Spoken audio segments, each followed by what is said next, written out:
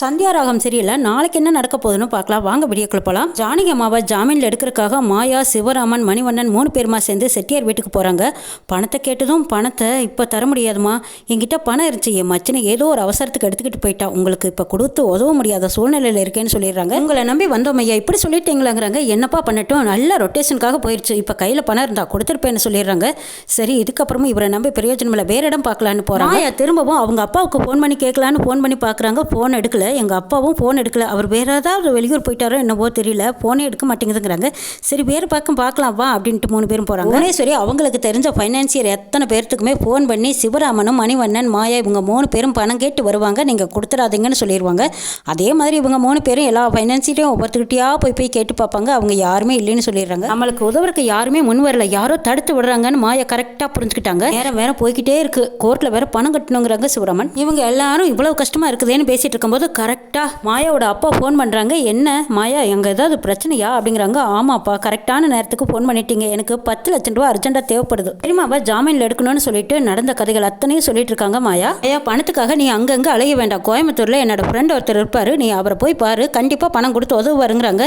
ரொம்ப தேங்க்ஸ் டாடிங்கிறாங்க. மாயா, சித்தப்பா இப்போ பணம் வாங்கிட்டு வந்துருவாங்கன்னு கோர்ட்டில் போய் வக்கீல் கிட்ட சொல்லுங்க சித்தப்பா, நாங்கள் போய் பணத்தை வாங்கிட்டு வந்துடுறோன்ட்டு போகிறாங்க. மாயா, சிவராமனும் மணிவண்ணனும் கோர்ட்டுக்கு வராங்க. எங்கே பணம் வாங்குறதுக்காக போயிருந்தீங்க, பணம் ரெடி பண்ணிட்டீங்களான்னு வக்கீல் கேட்குறாங்க. இல்லை, பணம் வாங்குறதுக்கு தான் மாயா போயிருக்கான்னு சொல்கிறாங்க. அதுக்காக எதுக்கு மாயா இவ்வளோ கஷ்டப்படுறான், நான் பேசாமல் ஜெயிலுக்கே போகிறேங்கிறாங்க. ஜானகி, தங்கச்சி நீ எதுக்கு ஜெயிலுக்கு போகணும், நாங்கள்லாம் இருக்கும்போது உன்னை அப்படி விட்டுருவோமா, என் மருமக இப்போ பணத்தோடு வருவா, நம்ம வீட்டுக்கு போயிடலாம் சரியாங்கிறாங்க மணிவண்ணன். மாயா கிஷோர் சொன்ன அட்ரஸுக்கு போகிறாங்க. நீங்கள் தான் கிஷோர் அனுப்பின பொண்ணாங்கிறாங்க. ஆமாங்கிறாங்க மாயா.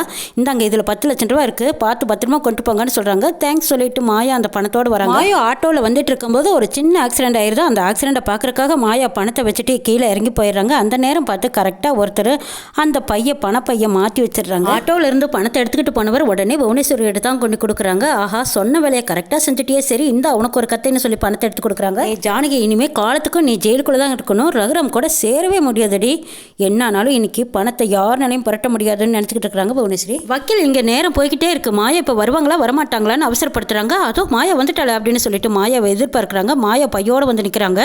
பையில் இருந்த பணத்தை எடுத்து கொடுக்கலான்னு எடுக்கும்போது வெறும் பேப்பர் கட்டாக இருக்குது. ஐயோ, வெறும் வெள்ளை பேப்பராக இருக்குது, பணத்துக்கான எங்கே மிஸ் ஆச்சுன்னு தெரியலைங்கிறாங்க. மாயா எப்படி மிஸ் ஆச்சுன்னு தெரியலன்னு ஆட்டோ பார்க்குறாங்க. ஆட்டோ போய் தேடி பார்த்துட்டு ஆட்டோக்காரர் இங்கே எங்கேயுமே இல்லையம்மா, எங்கே மிஸ் பண்ணேன்னு தெரியலையேங்கிறாங்க.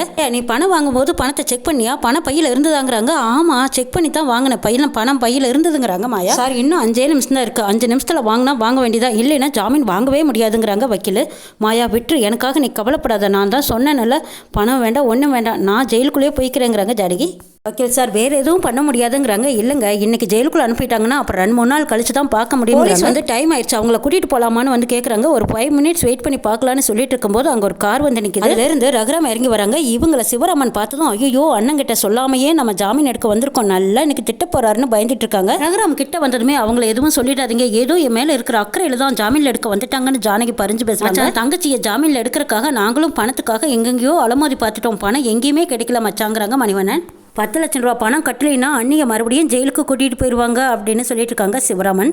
ரகுராம் கையில் வச்சிருந்த பையில் எடுத்து இந்தாங்க இதில் 10 லட்சம் ரூபா இருக்குது வக்கீல் சார் பாருங்கன்னு சொல்லி கொடுக்குறாங்க. ரகுராம், நீங்களா அண்ணியை ஜாமீனில் எடுக்கிறதுக்காக பணம் கொண்டு வந்தீங்களா, அப்பாடா நீங்கள் வருவீங்கன்னு நாங்கள் கொஞ்சம் கூட நினைக்கவே இல்லைங்கிறாங்க மணிவண்ணன்.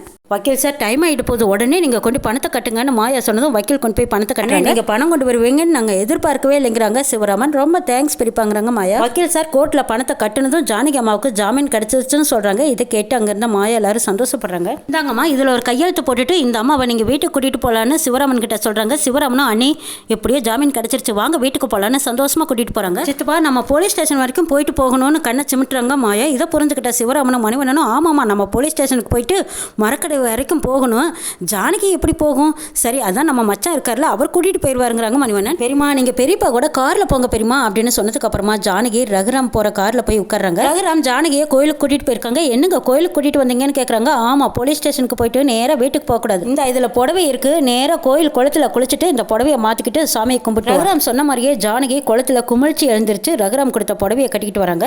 சரிவா, சாமி பேரில் 2 பேரும் போய் அர்ச்சனை பண்ணிட்டு வரலான்ட்டு போகிறாங்க. ஜானகி ரகுராம் 2 பேரும் சாமியை கும்பிட்டுட்டு திருமாங்கல்யத்துக்கு குங்குமத்தை வச்சுக்கிட்டு அப்படியே ஆக்ரோஷமாக வராங்க. ஜானகி மாயாவை கூட்டிக்கிட்டு புவனேஸ்வரி வீட்டுக்கு போகிறாங்க. சுவதியை பார்த்து கேட்கக்கூடாத கேள்வியெல்லாம் கேட்குறாங்க. நீ எல்லாம் ஒரு அப்பனா உயிரோடு இருக்கிற மகனை செத்துட்டான்னு ஊருக்கு நடுவில் சொன்னீங்க, பொறுக்கியை பெற்றதுக்கு நீ தாண்டா சாகணும். ஏ புவனேஸ்வரி, அந்த பொறுக்கி உயிரோடு தான் இருக்கான், அவனை நாங்கள் பார்த்துட்டு தாண்டி நேரங்க வரோம்.